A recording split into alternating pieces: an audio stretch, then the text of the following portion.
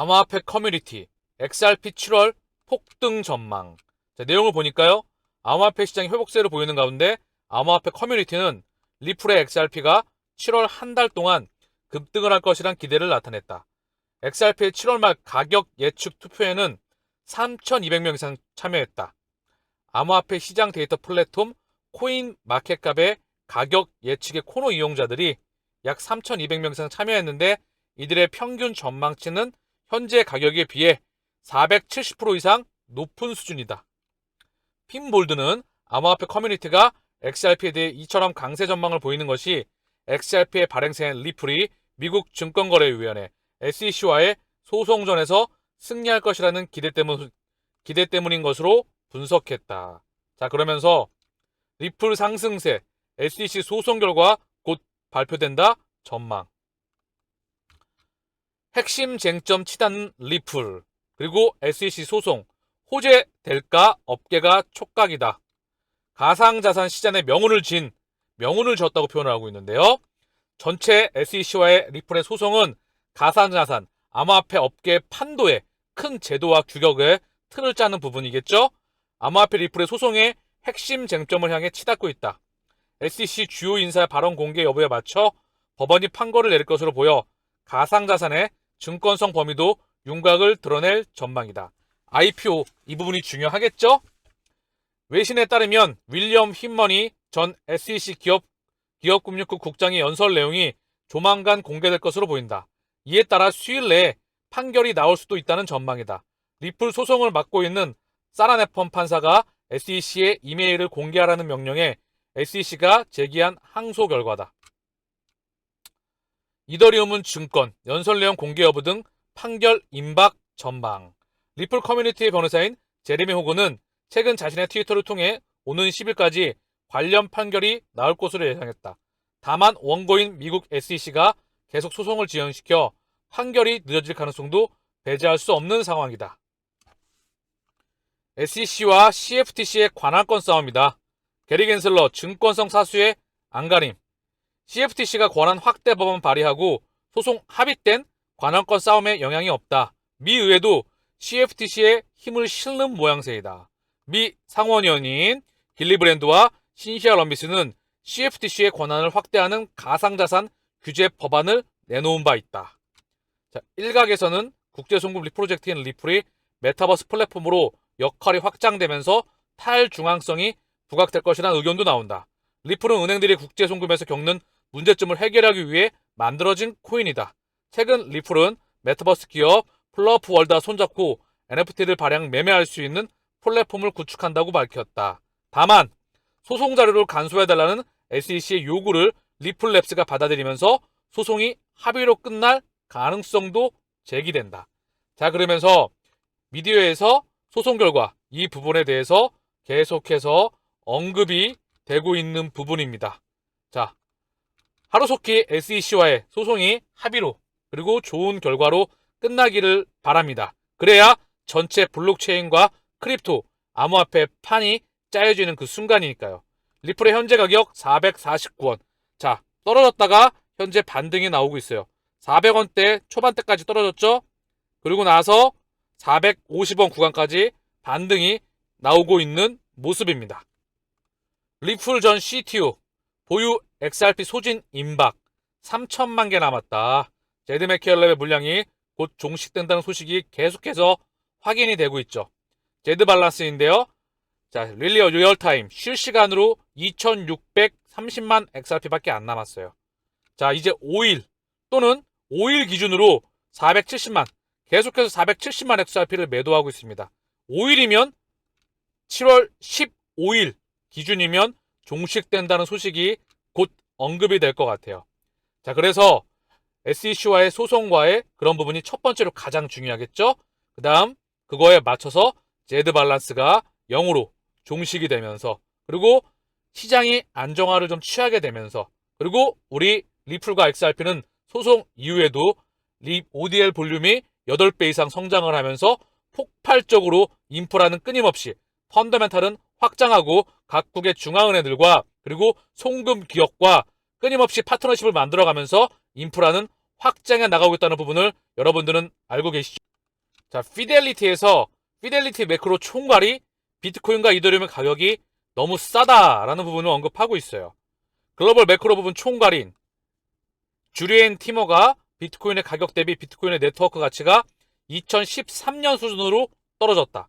저렴하다고 말했다. 그래서 현재 비트코인과 이더리움 가격은 정말 쌉니다.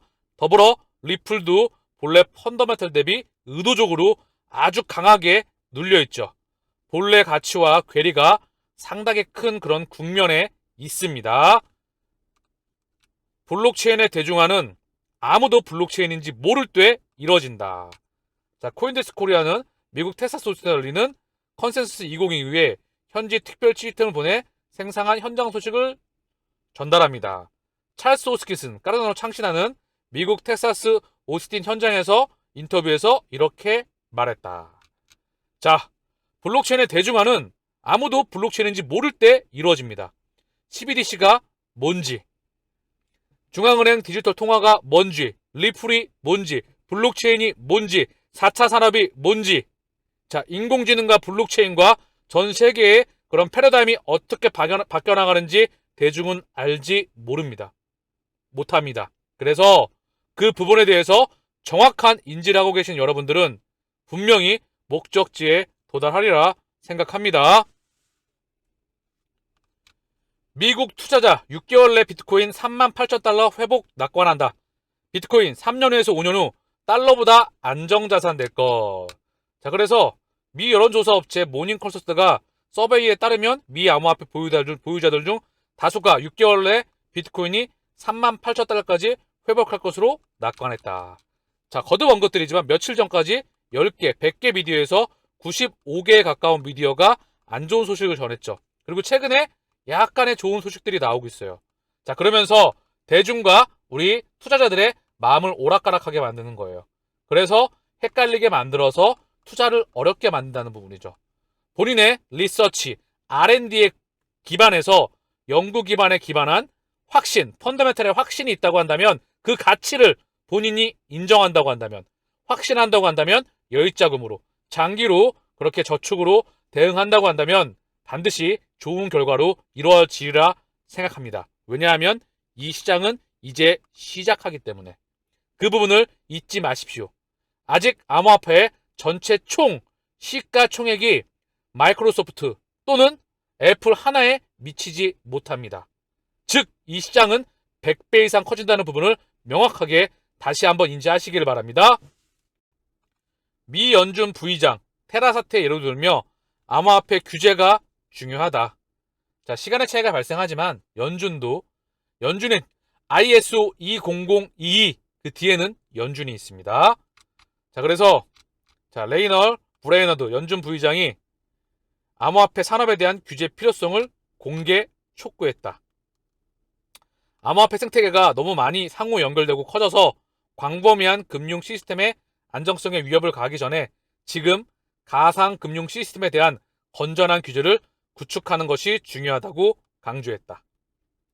즉, 글로벌 금융 리스트들과 그리고 쩐주들과 세력들, 시간의 차이로서 제도화를 그들이 함께 만들어 나가는 부분이다. 자, 시차가 발생한다는 그런 부분이죠. 환율, 유가, 금리 등 실질적인 것만 챙겨야 천수답 장세, 비트코인, 이더리움, 솔라나, 리플, 보합권 등락. 자, 이런 부분이 언급되고 있는데요. 자, 그러면 환율, 유가, 금리, 과거 구경제의 3대 지표입니다. 이게 지난 자본주의 100년 이상을 지배해왔죠. 유가, 모든 물가의 기준이고요. 모든 원자재의 기준이죠. 금리, 그쵸? 금리, 자국 내의 돈, 그쵸? 금리의 시대가 얼마나 중요한지 연준을 통해서 알 수가 있겠죠. 자, 다음번 제로금리, 그리고 마이너스 금리, 회사채 매입, 그리고 일드 커브 컨트롤. 과연 어디까지 진행될지 이 금리의 시대도 끝나간다. 더불어 자국 돈의 교환 비율, 국가 간의 돈의 교환 비율인 환율도 양적 완화와 질적 완화와 더불어 가치가 떨어진 그 다음 세상을 준비하는 게 CBDC죠. 자, 이 세 가지로 우리는 이미 넥스트 패러다임을 준비하고 있습니다. 자, 그러면 구경제의 지표인 환율, 유가, 금리. 챙겨볼까요? 먼저 다우가 먼저 챙겨볼게요. 잠깐 경제지표를 먼저 챙겨볼게요.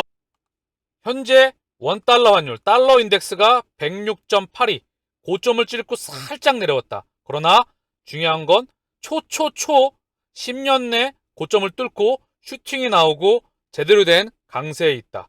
이 달러 이 슈팅 나왔던 부분이 차익 실현이 나올 때 이 부분에 증시와 코인 시장에 바로 다른 모습을 그리리라 생각을 합니다. 우리는 이때를 기다려야 된다.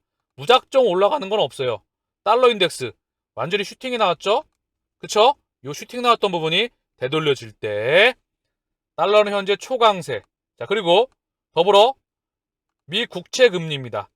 그리고 국채 금리를 보게 되면 10년물이 3.08, 2년물이 3.10, 장단기 금리가 역전됐어요. 그래서 미국의 경기 침체 우려가 된다.